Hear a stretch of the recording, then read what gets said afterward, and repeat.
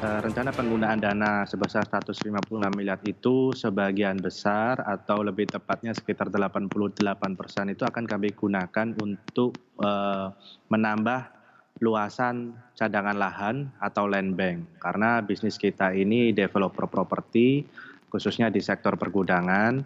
Jadi, untuk menjamin, tersedianya pasokan lahan, kita menambah pasokan menjadi sekitar luas 10 hektar setelah IPO ini. Dari total izin lokasi yang kita miliki sebesar 30 hektar. Dan sisanya sekitar 12% akan kita gunakan untuk modal kerja, yaitu untuk pembangunan gudang dan ruko tahap kedua.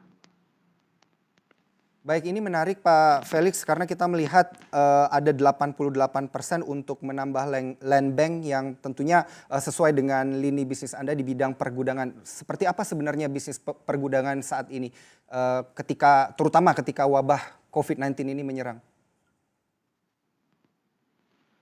Dari pengamatan kita, alur transportasi logistik ya, atau barang itu tidak ada gangguan karena meskipun ada beberapa daerah yang sudah melakukan penerapan pembatasan sosial berskala besar atau PSBB, itu hanya diberlakukan untuk manusia, bukan untuk sektor barang.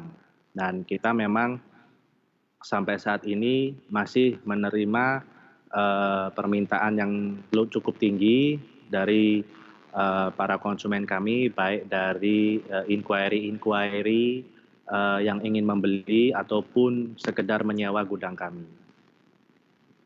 Baik, selain itu terkait dengan bisnis pergudangan terutama juga pada pergudangan sewa sendiri ini apakah tidak terdampak juga sama seperti bisnis pergudangan?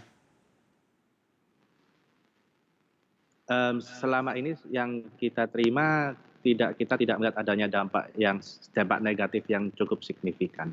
Masih kita masih menerima permintaan dari konsumen langsung ataupun agen-agen properti. Baik, terkait dengan Capex sendiri atas proyek yang rencananya akan Anda jalankan ini kira-kira akan diproses untuk tahun kapan, Pak Felix? Untuk sebagian besar capex yang tadinya untuk pembebasan lahan atau peningkatan luasan land bank, dalam waktu dekat ini dalam 1-2 bulan akan kita tuntaskan pembeliannya. Kalau untuk modal sisanya yang untuk modal kerja rencana akan kita pakai sepanjang tahun ini. Jadi kita menargetkan pembangunan gudang dan ruko di tahap kedua ini dapat selesai sebelum akhir tahun 2020 sehingga kita juga dapat membukukan penjualan di tahun ini juga.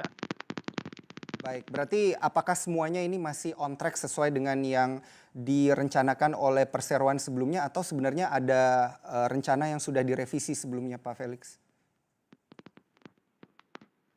Semuanya masih berjalan sesuai rencana, jadi sampai detik ini tidak ada perubahan dari strategi perseroan yang sudah kita cantumkan di prospektus, Pak Daniel.